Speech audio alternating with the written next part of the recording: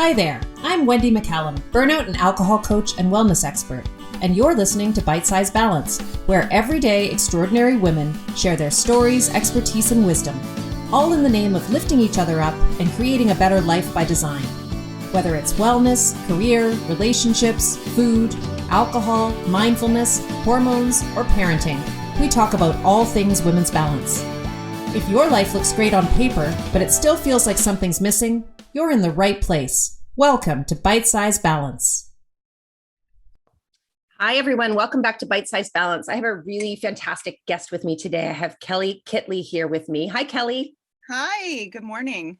I'm going to do a little intro about Kelley. So Kelley and I met just recently. We were on a European panel together on the topic of burnout and alcohol. And we had about 50 women in the group. And Kelley was one of the panelists and I was one of the panelists. And I just thought after we completed the session, I thought, well, it would be really interesting to have Kelley on to talk about some of the topics that are kind of within her wheelhouse. We have lots of overlap in terms of what we do.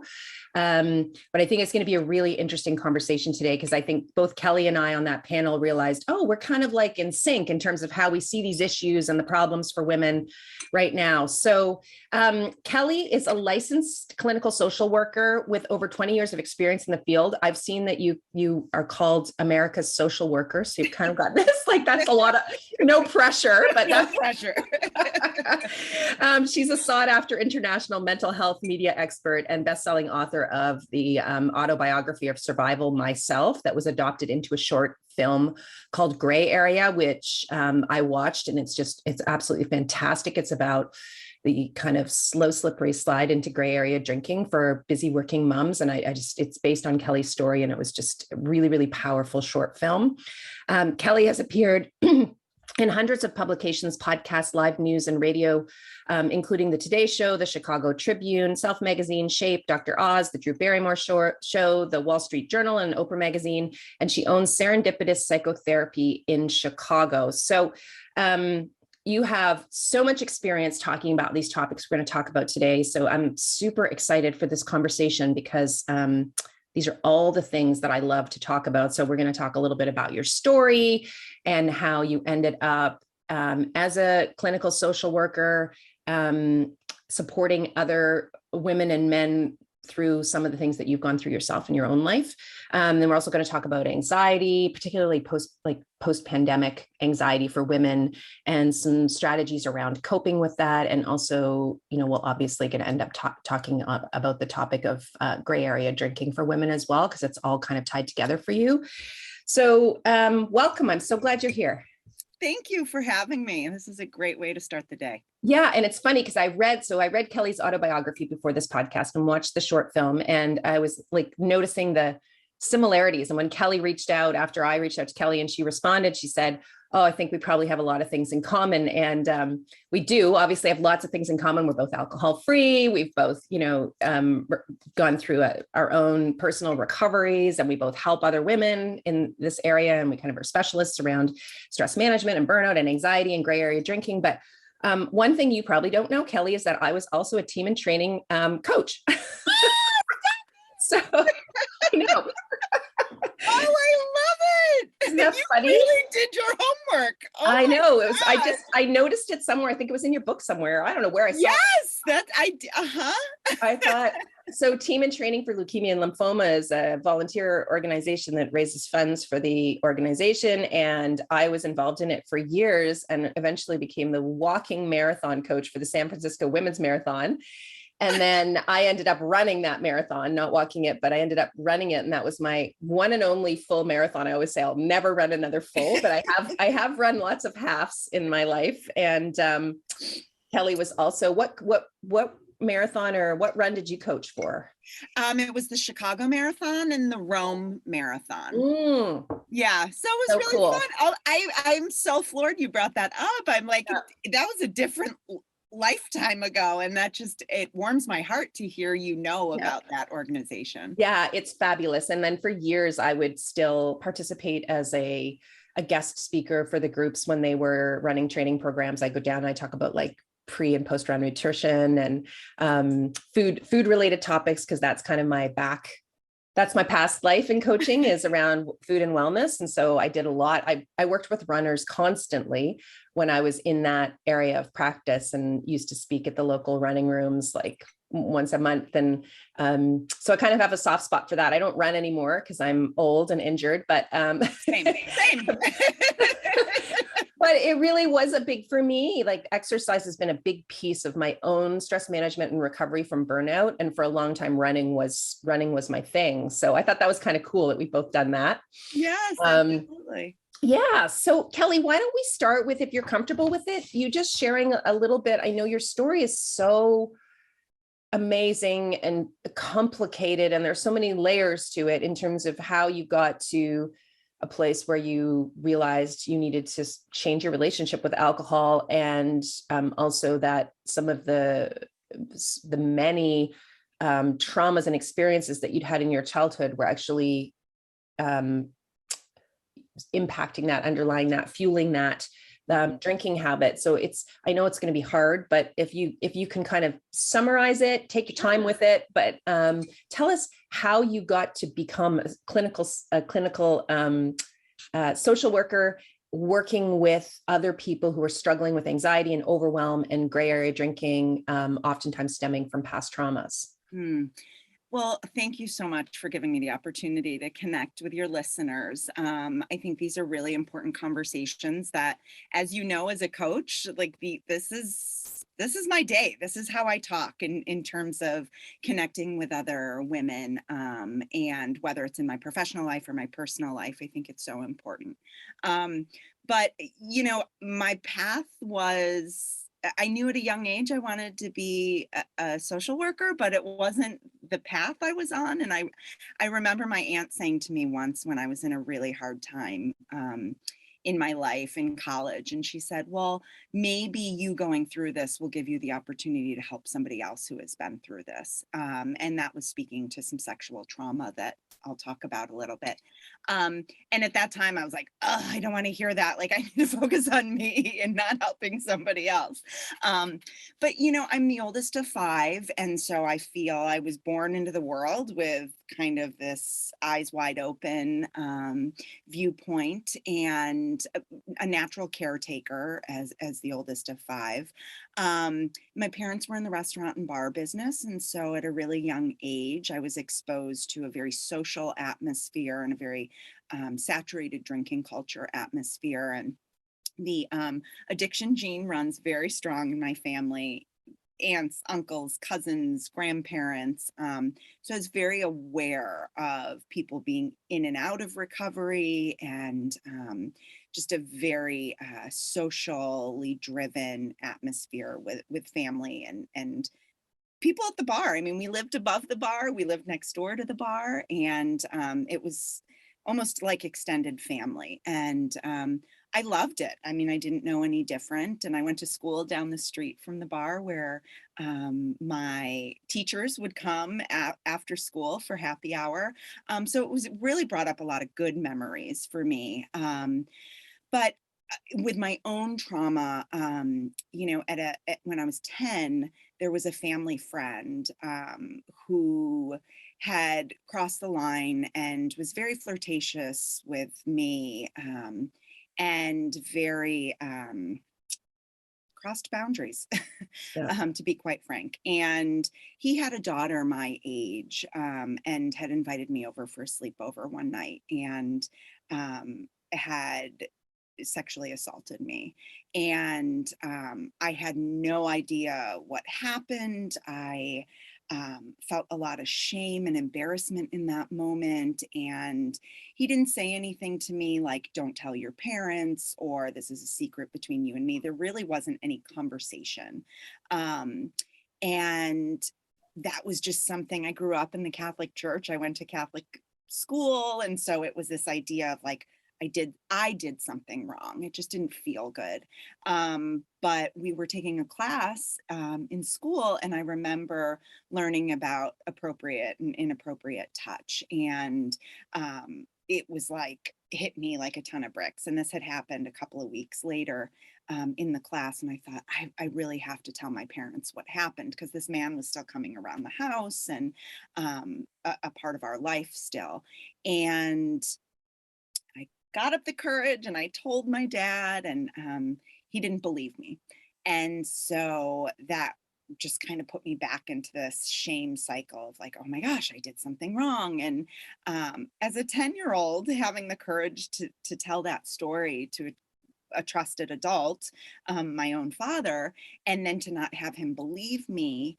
And then on top of that, this man continuing to come around the house was just like the ultimate, oh my gosh, I can't trust anybody. I don't need to talk about things. It actually causes more problems in my family. And it was interesting because that I went to my dad and not my mom. I guess I was just closer to him at that time. And he was also very protective in a sense, and this authoritative parent figure that I felt very safe around. And he didn't rise to the occasion. And so it's something I've worked on my whole life with my relationship with my father and the trauma. And he's been in and out of my life my whole life, actually, probably since that incident.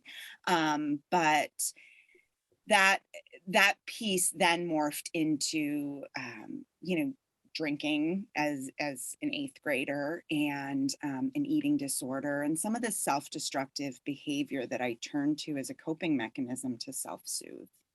Right. Yeah, it's so common, Kelly, and we haven't really talked about this on the podcast, which is one of the reasons why I was so glad that you're open and able to talk about this, because I think, I'm a huge believer in the power of shared story. And I try to be as honest and vulnerable as I can in my own, conversations and disclosure around how I got to where I got to in my life. And your story is very different than mine. My trauma is completely different than yours. And, I always say, for me, my trauma is what I would call small T trauma, not capital T trauma. But reading your story, it's so many capital T traumas for you as a child. And I wonder what you would say. I know there are lots of people listening to this podcast who are still stuck.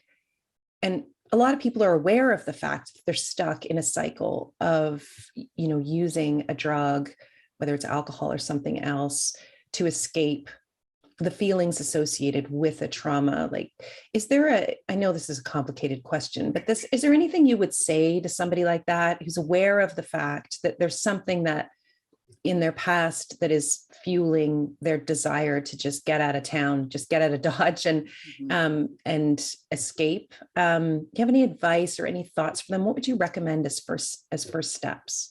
Sure. So, and I appreciate you saying whether it's a drug, alcohol, or anything else. I mean, for me, I have this joke that I say, like, I can't have one of anything, whether it's alcohol or exercise in terms, I mean, I've come a long way, but I even used exercise as a coping mechanism to kind of check out. And it was a healthy coping mechanism in some respects. But I think anytime that we're trying to numb or escape, the first piece is always awareness, right? So we're recognizing we're in that cycle. But I think the piece that I talk to my clients about is just having compassion and being gentle with yourself, because if I could have added that piece to some of my cycle of, feeling hurt or damaged and then responding by doing something self-destructive and then beating myself up for choosing to use alcohol to numb out, it was just this vicious cycle. And I think if somebody had said to me at that time, be gentle with yourself. You're doing the best that you can. Try again, try different, connect with somebody else, because I was pretty independent. And, I think this birth order for me, this idea of I just needed to do it on my own. I needed to take care of myself. It really wasn't until my 20s that I really learned to lean on community to help me get through some of this stuff. Yeah, I meet so many people who are in their 40s and 50s who still haven't had a conversation with anyone. And sometimes they're comfortable having some part of that conversation with me as a coach, but obviously I'm not a therapist. I'm not trained in supporting people through trauma. And so I'm always recommending that they go and talk to somebody else. But there's a real resistance with a lot of the people that I work with to actually going and speaking to anyone about it. If you were talking to someone who was in that position, who recognized and was aware, like had gotten to that uncomfortable awareness stage where it's like, I know this is a problem for me. I know it's causing consequences that aren't serving me, but I don't know what the solution is. And I'm afraid to take a step. What would you say to them about next steps? I think that being able to write about your experience is a first step. Yeah. That can be very therapeutic and cathartic if we're not ready to share that with somebody. Oftentimes, Mhm. people are resistant to wanting to open up that wound because it's so painful. Yeah. And they're fearful of what's on the other side of that or going through it. And so much of trauma work is the narrative that we have around that story. And, how we make sense of it or don't make sense of it in our own mind. So really being able to talk about that on paper, Yeah. and kind of rewrite or not rewrite the narrative, write the narrative that you have and kind of give yourself some time and space to do that. Yeah. Yeah. I love that. And so you went on after, as you know, you went to university and you had a you met your husband at some point and you ended up having 4 children, which boggles my mind. Can you talk a little bit about how all of that happened and how, parenting changed things for you? Because I mean, that would be overwhelming for anyone, Mm. any woman, let alone someone with, some of the history that you brought into that. Mm-hmm. Mm-hmm. Sure. So, and I think for me that, just to back up for a moment to get to that point is my mom was a huge advocate for therapy. She had done her own therapy and was really an advocate for like positive thinking. And, she loved all these speakers like Dale Carnegie and these motivational speakers. And so a friend of mine in high school had reached out to my mom and had said, she noticed that I was really struggling in my eating disorder.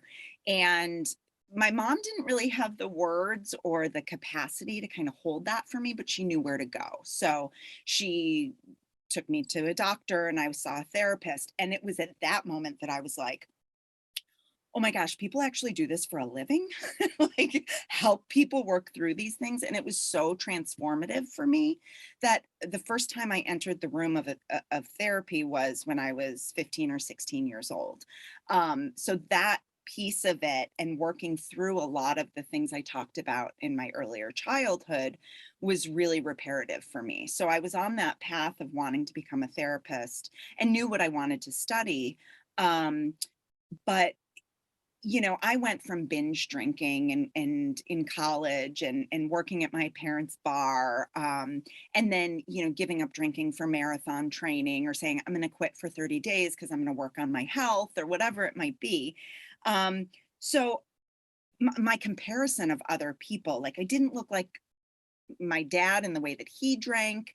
In graduate school, I studied, addiction and I didn't look like the people that I was treating in that treatment program.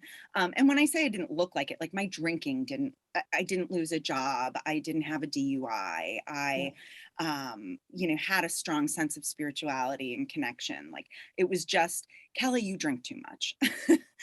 So oftentimes I would just give it up. And when I started having children, I really think that being pregnant helped sustain my health in a way that, like, I quit drinking 4 times for 9 months and it was the Right. best I ever felt. But it was then when I went back to drinking that it was the slippery slope. So for me, in feeling that extreme overwhelm of parenting and having postpartum anxiety and depression after our first child was born, um, rationally I knew what I needed to do. I knew medication would work. But at that time, almost 17 years ago, I was getting conflicting messages. Like the pediatrician was saying, don't take meds if you're nursing. And my OB was saying you can take meds. And, it was just like all of this misinformation, I feel like. So alcohol was like socially acceptable and was a way to take the edge off. And so that increased my drinking each time. The more kids I had. So there was this moment after our fourth child that I was just looking out at them playing in the room. And at that time they were like 6, 4, 2, and 6 months old. And I just remember like tears welling up in my eyes and thinking, how am I going to parent these kids if I can't wait to get home from work and pour a glass of wine just to get through the next transition or the second shift of my day. So I was very hyper aware of my drinking my entire life and was always trying to manage and control, negotiating what I drank, when I drank, how much I drank. And so for me, after many years of doing that, seeing a very good friend of mine give up drinking completely, I thought it actually wasn't a conscious thought at that time. It just kind of happened, where she invited me to a meeting with her that really opened my eyes, and a meeting, meaning AA, that was a place that really helped me. Yeah. Yeah, I loved that part of the story. I loved how it just seemed to me. I mean, you did such a good job of describing her. I felt like I kind of knew her by that point in the book, but just the grace that she seemed to have around the whole topic with you, and you going out and after a CrossFit class, like so many pieces of your story I identify with. I know so many women would identify with this whole, like we talk about this a lot in my world, this idea of like retox to detox cycle. So the whole like getting up in the morning, working out, going for a long run, having like, your green juice and your egg whites and all that stuff. And then, coming home at night and drinking a bottle or more of wine, and how that retox to detox cycle is just exhausting mentally for women. And, a lot of it is rooted in this kind of black and white thinking. And, the fact that we have this, I'm such a fan of moderation. I talk about moderation all the time, except for when it comes to drugs.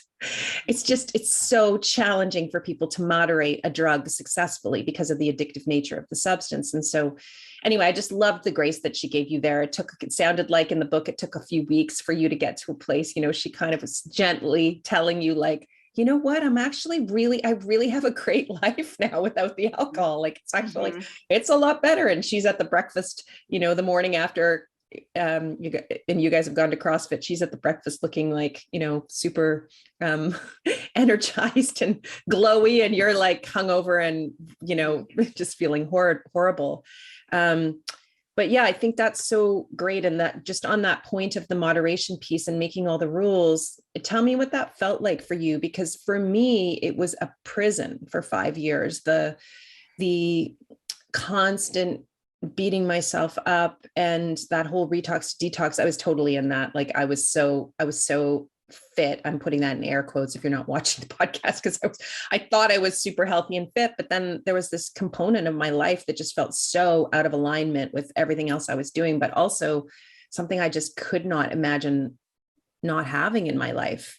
And the rules that I was making and consistently breaking to try to moderate just consumed me mentally. And it felt to me like a prison. Like it was all I thought about. I was constantly thinking about whether I had too much to drink the night before, whether I was going to drink that day, whether I was bad, whether I was good, like where I was falling and all of this stuff. So the real freedom for me actually came from just letting go of it altogether, which was not easy, but that, led me to a place where it took up no space mentally for me, and it doesn't take up any space for me now. I'm curious what your experience, because of course you went through the AA model. I used a different model to change my relationship with alcohol. And I'm just curious whether you had a similar experience with that. You're telling my story. Retox to detox. I never heard that phrase. And yeah, that's so true. It was, I mean, and just hearing you say that, like the prison, I mean, it was like, no matter how good my life felt, there was this gnawing voice of always looking under the microscope of my drinking. And I tried moderation management so many times. And the tough part about it was sometimes I could moderate, it wasn't so black and white for me. Like there were some times that I would say, I'm going to have 2 glasses of wine, and I was able to feel successful in that. And the next day I woke up and I was like, you can do this. Right. But it wasn't a character defect. It wasn't like, bad Kelly decided not to have those 2 glasses of wine and really went over the edge. There was no control for being able to moderate, or, I did all the things like writing down how much I would drink during the week and which days during the week I would drink or not drink. And then the days I wouldn't drink, I would feel this angst of like, okay, you can just get through this. They call, white knuckling is what they call it in the program. And, for me, the relief really came from finding other women who were going through something very similar. And that's when my friend Bridget, had said, why don't you come to a women's meeting with me? Because there were all these professional working moms in this room who had a similar story, that for me, it felt like there was something wrong with me and that I couldn't manage and control this. And here I was repeating the cycle. My mom gave up drinking probably, 20 years before I did, but she said she just made a decision one day to stop drinking and she stopped. And I tried that so many times and it didn't work for me. So I was like, what's wrong with me? So letting that go just opened up so much room for joy and capacity to do other things in my life, to remove that gnawing voice in my head around alcohol. Yeah. So freeing. Yeah. And I think that community piece is so important. And for women out there who are listening to this podcast, who are currently struggling with their relationship with alcohol, I would say I've said this before in the last few months, like one of the silver linings of the pandemic is that these support groups have really opened up. There's so much more conversation about this topic now because unfortunately it's skyrocketed during the pandemic. Of course, because our stress and anxiety has also skyrocketed. But it's so much easier now to find a group that resonates for you. Like a few years ago, 5 years ago, when I stopped drinking, I couldn't find a community that felt like the right community for me. And so, I didn't have a friend like you did, which is so great, who could say like, this is a community of women like you, this particular group, this meeting that I go to and invite. So I didn't have any of that. I felt like I was just flying solo and there wasn't a lot happening online at that time. Now there are so many options for support and community. It's wonderful. And I'm a big fan of like any path to recovery. So I don't, I personally did not use the AA model, but I have lots of clients who've used AA really successfully. And it's been wonderful for them. And lots of clients who've used different modalities to get there. But at the end of the day, in all of these models, whatever model is the model that works for you, community is always a piece of it, right? It's such a key piece. And again, I think it comes back to that, knowing you're not alone is so critically important. And that's one of the reasons I do this podcast, to talk about it. Like whatever it is you're struggling with, I guarantee you, you're not the only one. And then the ability to share story and the power of the conversation around this is, I think, really critically important as well. So thanks for sharing all that. It does sound like we had a similar story, different paths, similar story. The more I do this work, Kelly, it's probably the same for you. The more I'm like, yeah, it's just all the same story. Totally. And, thank you for saying that about there are so many different paths to recovery, and community is really an important piece of that because, I do hear a lot of, AA worked for me because 9.5 years ago, there weren't many other options. And so I talk about in the book, I would find myself drawn to the memoir section of, the bookstore and just reading women's stories to try to find that connection. And so now, yes, there are so many different models and communities that people can connect to and with. And so I think that that's a very important piece because I do know some people think or have heard other people preach like, AA is the only way, or, that particular model, just because it's so rooted in history and, Yeah. things like Yeah. that. Yeah. And it, like I said, it works for lots of people, but it also doesn't work for lots of women. Right. I meet lots of women who say, like, it just wasn't for me. It didn't feel like a good fit, or the barrier to entry was too high for me. I don't identify as an alcoholic. This is, as a gray area drinking coach, this is the thing I hear the most. And this is certainly the way I felt. Like, I didn't think my drinking was bad enough to go to an AA meeting. Mm-hmm. And for me, it was less about like stigma or feeling like somehow, it was more like, I'm going to go there and I'm going to get judged for the fact that I don't drink enough to be there. That was one of the biggest things. That it's crazy. I mean, that's the thing that kept me stuck in drinking for so long too, was this belief that, my drinking actually objectively looked like quite typical. Mm-hmm. And it was causing me tons of problems. But for a lot of people, other women that I knew, they were drinking at close to the same level and it wasn't causing them a problem. So right. I think, that can be a barrier to entry, but there are so many options out there now. I just want to highlight that. So many different ways to do this and so many different options for community for women, and really amazing support networks out there. So can we talk a bit about the anxiety piece? Because that's what really sparked when we were on the panel together. I thought, I want to get Kelley on to talk about women and anxiety from the perspective of a therapist and someone who supports women around this. Why do you think, it seems to me in my world that anxiety has been on the rise for the last at least 5, 6, 7 years for women. Like, I've just seen the more, I don't know what the percentage is, but if I went and looked at my files, my guess is like 65 to 70% of the women that I work with are on medication for anxiety. They're being treated for anxiety separately. And it feels like post-pandemic, that number is even higher. Mm-hmm. What are your thoughts on that, on why that, is that true, first of all? And, absolutely. Yeah. And why? Right. I mean, it absolutely is true. I don't know, in the States, we just implemented this screening at every doctor's appointment for anxiety for adults and children, because it is so prevalent. And I think that, yes, the pandemic is a huge piece of it. But I also think that for women in particular, still carrying the emotional labor. And so not only is it feeling the need to maybe work and parent and have your health in line and, focus on nutrition and focus on exercise and be a good friend. And I mean, the amount of responsibility that I think women in particular are holding is,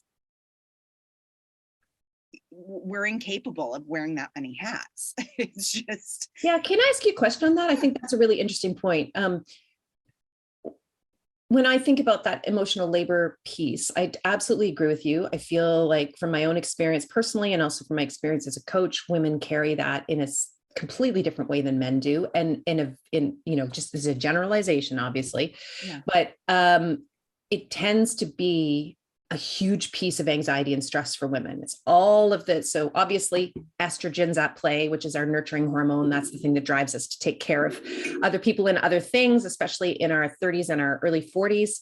But I'm wondering, like, how much of that is the way we've been raised as women, and how much of that is biological, and how much of it is social. That, because it's such a hard thing for women to let go of. But in my experience, in order to manage anxiety, reduce stress, like at some point you have to let some of that go and stop.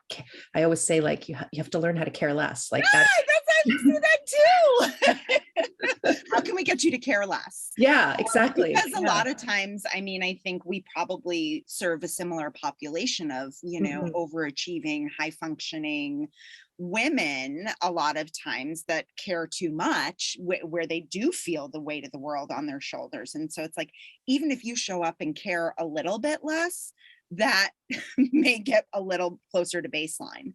And you caring less doesn't mean, I think a lot of times people assume that that's like a case of the effets, like you don't care about anything. It's like, no, just don't put as much energy into it. And look, I mean, I can speak to my own marriage in terms of being a wife and a mom to 4 kids. My husband is very hands-on, and I still carry a lot of the emotional labor. So to go back to that question that you were saying about whether it's social or how we grew up, I think it's all of that. And I look at that as a social worker in terms of like person and environment and all the things that contribute to that.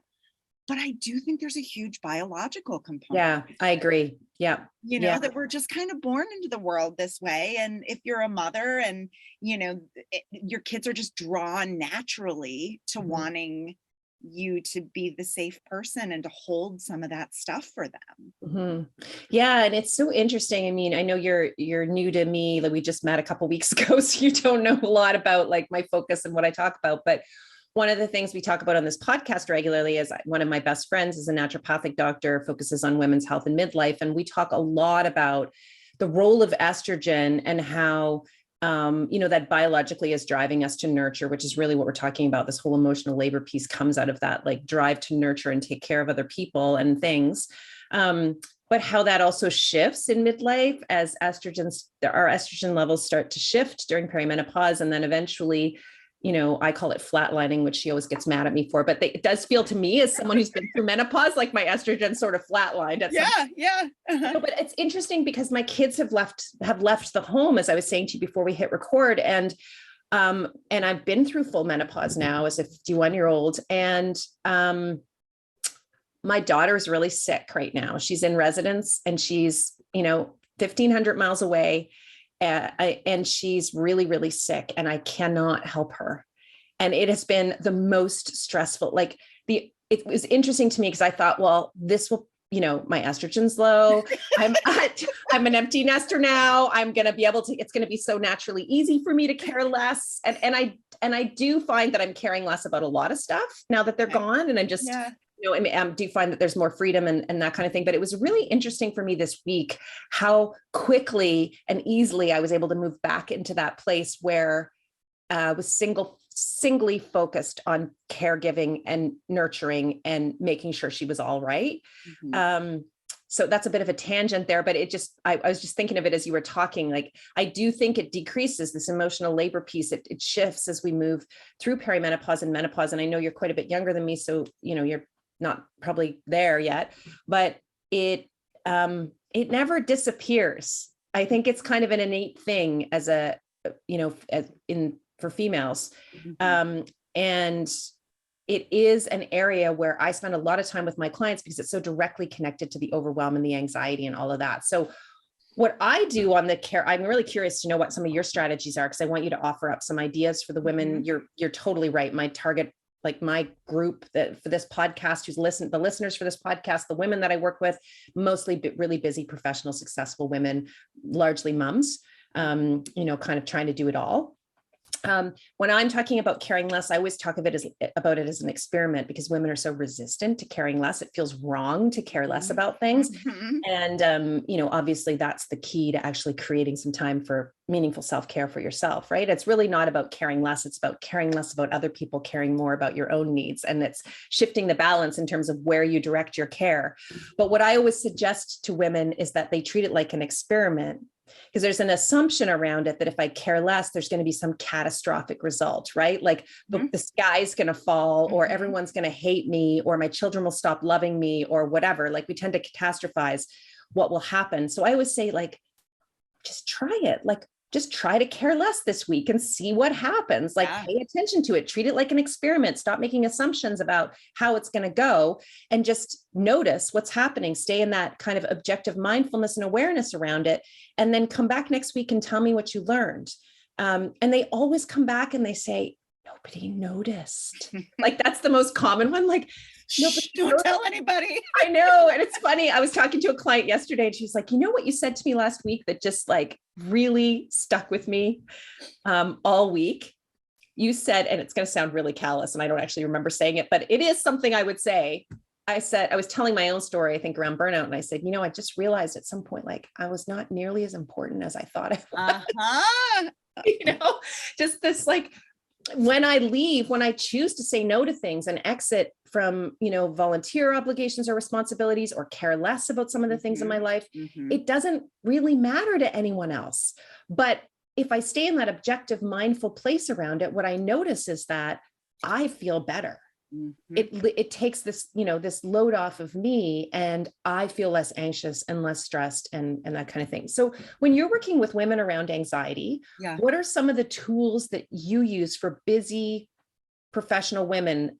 I really want to focus, Kelly, on something we talked about when we were on that panel together, which was this idea of, like, for a lot of the women that you and I work with, trying to carve out like 45 minutes or an hour of time to do self-care or stress management feels just like that just adds another stressor to their plate, because they're already so busy they can't figure out how to do that. So what are some of your strategies for busy women?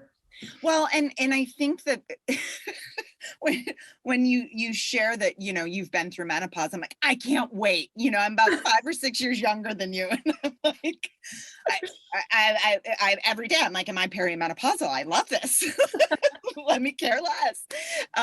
No, but all joking aside, I think part of the work that I do with the women that I work with is around self-care, and a lot of them have younger children. And so there is this feeling of responsibility that your family has to come first. And, then there's a lot of resentment around that. And so the buy-in of, if I take care of myself first, a lot of times the other things start to fall into place a lot easier. The pieces of the puzzle come together more smoothly.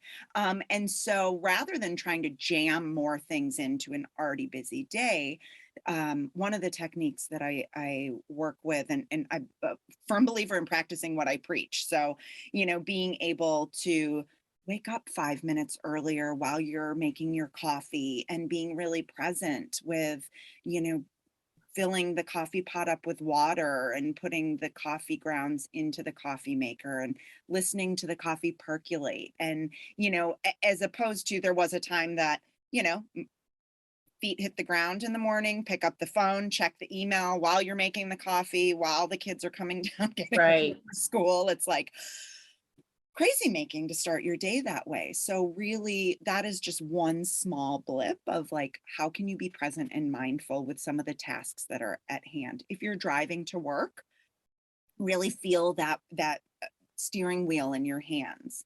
Maybe listen to some soothing meditative sounds while you drive, just to really try to regulate some of the internal feelings that you might be having of being overly triggered in terms of feeling the need to get everything done. I find that, and I do that same thing. Try it for a week. If it works, awesome. Let's build on that. If you're like, I hated it, let's make some adjustments. More times than not, people are saying how simplistic it is in terms of being able to feel real change quickly. When you're in the shower, focus on just the water and the smell of the soap and the shampoo and the warm towel you wrap yourself in. Like, those are small moments to be able to really decompress. And you're doing them anyway, so you might as well really pay attention. Exactly. And this is what I loved about what you were talking about, this idea that it feels very accessible for busy people. We're not talking about necessarily adding different things, and we're just talking about doing things differently that you're already doing. And so just taking that time, I'm such a fan of getting up early. I get up 15 minutes before, well, now my kids are gone, but I used to get up 15 minutes at least, maybe a half an hour before anyone else in my house got up, and I sit in the dark and drink coffee. Yes. My favorite part of the day. And on the shower piece, like, I call it a rainforest shower. So what I do, I actually cover my ears in the shower and put my head right under the shower head. And it sounds like I'm in a rainforest. And I just like imagine myself, this is going to sound super weird, but I'm a big fan. I'm an over disclosure, but I'm like, just imagine myself standing naked by myself in the middle of a rainforest with the rain, like warm rain pouring down. And it's the most relaxing thing in the world. Yes. But it is a moment of meditation and mindfulness, really, right? We don't need to roll out the yoga mat and chant and do the sound bath. I mean, all of those things are great, but for most busy women, they're just not practical in an everyday way. So finding these little spaces in your day where you can actually just close the stress cycle, bring yourself back down to the ground, pull your cortisol back down, remind your body that you're safe and you're okay. And this is something I'm a really big proponent of, Kelly, in building these mindful moments into your days, that it's like 3 to 4 times a day, you're sending a signal to your brain that you matter, which I think for a lot of busy women doesn't happen, like ever. And so for me, I always say, like, even if it doesn't feel like you're really resting or you got anything out of that experience, whatever it was, remember there's always value in the sitting still. There's always value in the message that you're sending yourself, which is, you matter enough for me to do this thing. Whether you get that obvious benefit from it or not, I think that the cumulative benefit of sending that message to yourself a few times a day for a long period of time is actually really, really powerful for women. And that's often what helps on the caring less piece, right? Like that'll overflow and kind of, trickle over into that, like trying to care less about the other stuff piece. It just makes it easier to do that if you feel like you matter, in terms of the balancing of those needs. But that everyday mindfulness is something I wanted to make sure we covered in this podcast, because I think it's a piece that's missing. We get told, there's all this advice out there around self-care and what that needs to look like. And it can feel really overwhelming for women. Yes. But it doesn't need to be that way. And I can tell you from my own personal experience, it's not what I do. I don't spend an hour meditating every day. I do throughout actually all of the things you talked about. I have my own coffee ritual. I do that crazy rainforest shower thing I talked about. And then I also do, regularly put my favorite playlist on Apple Music is Piano Chill, which makes me sound like I'm 100 years old, but it's just like low-key modern classical piano music. And it's so relaxing for me. And I'll often put that on in the car if I'm driving for 15 or 20 minutes, because I find it just pulls me, like just grounds me, or I'll listen to the sounds of waves. Yes. Those are the two things that like chill me out in the car. So, love that. Well, and I remember when we were talking on the panel, you said, that something that you would do is have that notepad in your bed at night, so that if you like woke up at 3 o'clock in the morning and you were afraid you were going to forget, you'd write it down. Or when you were at work, you would write things down on the notepad about the kids that you were concerned that you were going to forget. And oftentimes I hear people say, like, well, the things you're recommending, those aren't productive, right? Like, what am I getting out of that? Right. What's the end result? And so, we're taking that time to nurture ourselves, so that I do remember I used to stand in the shower and go through the list of like, and then like my shower wasn't relaxing because I'm thinking about all the things that I have to do once I get out of the shower. Right. So there is, I think for both of us to speak about that as professionals, as well as practicing it in our own personal life, and what a difference it makes is huge. Yeah. Absolutely. And I think, I always talk about that list making thing like it was a bad thing. Like, oh my gosh, like what kind of life was I living that I was like constantly worried about my kids when I was at work, and constantly worried about work when I was at home with my kids, and always making, and adding to this list. But list making can actually be a good tool for managing anxiety too, right? Because it's a way for you to compartmentalize. And I always say to women, like, it's almost like you can then take that list and put it in a vault. Yes. It's like, I'm not going to lose this stuff. I've got it written down. It's going to be there for me after I have my coffee, or after I do my shower, or after I get to the place. And so I don't need to spend the next half an hour thinking about it, because I have already got it written down somewhere. I'm not going to forget the thing. So I think I demonize those lists all the time in that story, because to me, it was such a clear sign to me that my balance was just a disaster. But I do think list making can actually be a helpful tool. And probably a lot of the women who listen to this podcast are avid list makers. And by the way, I am still. Same. Yeah. But I use it again as like a positive psychology of it's a postponing technique. Right. Get it out on paper so that you can refocus. Right. You know, and so as I was mentioning in the beginning of the podcast about writing things down, whether it's your trauma, whether it's the narrative about your marriage, your job, like that can feel like a place to put it so that you don't have to carry it around all day. Yeah. I'm such a fan. I'm so glad you raised the writing piece. I mean, this is not, I talk about this on the podcast. This is something you would have no awareness around, but writing has become my thing in the last year since it became really clear that my kids were actually going to leave and I was actually going to be an empty nester suddenly in September of this year because my kids are only 7 months apart. So they're in the same grade. So they just left at the same time. So wait a second. So how does that happen?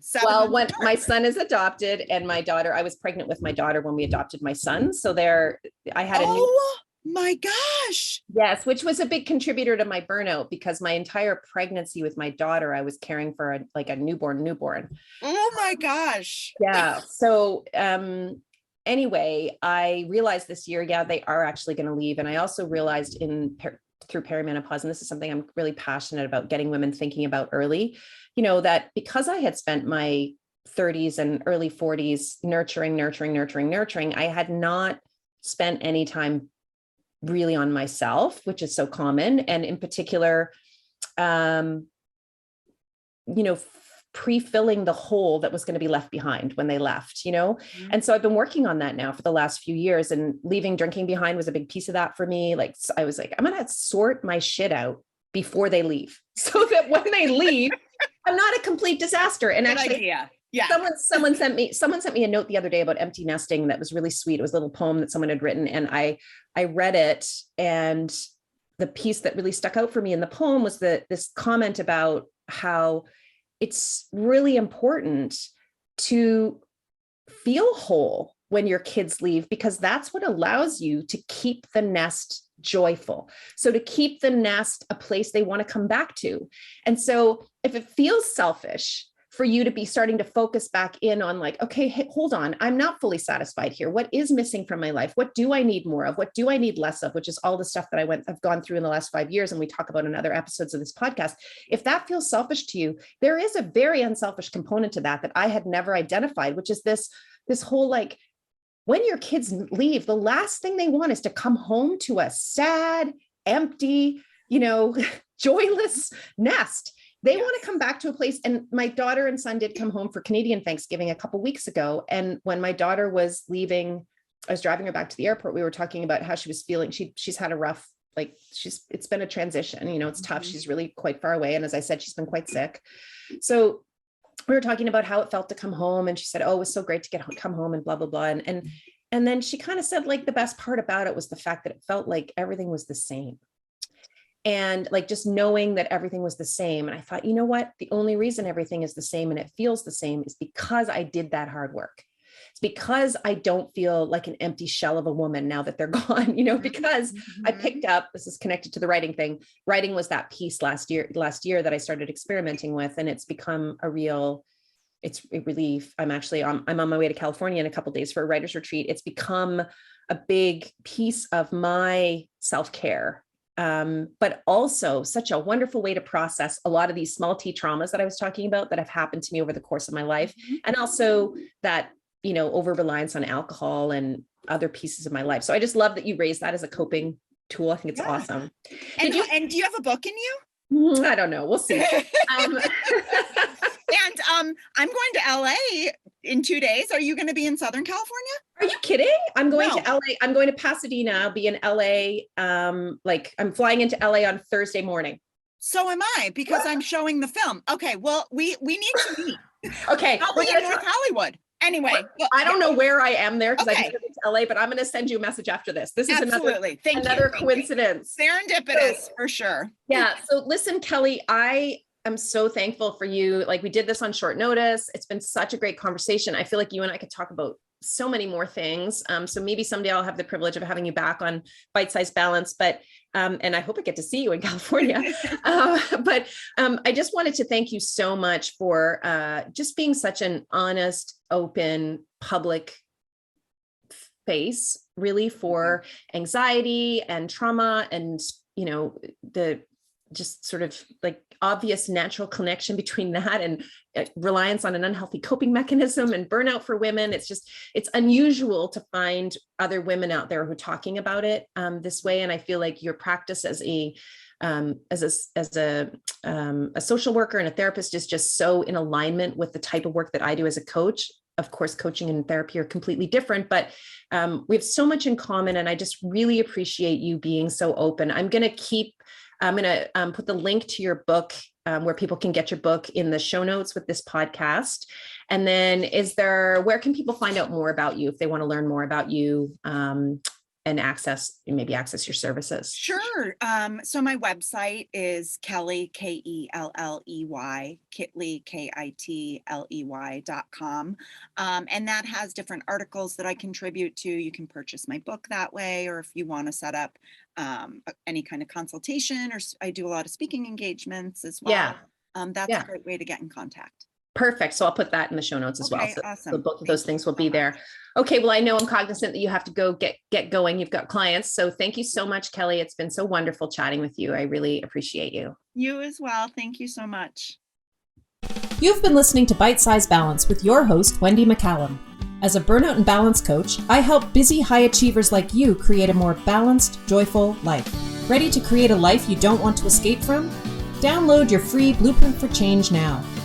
This incredible workbook includes some of my favorite coaching tools and will help you get clear on what you need more and less of in your life. Grab it at www.wendymccallum.com/blueprint. That's www.wendymccallum.com/blueprint.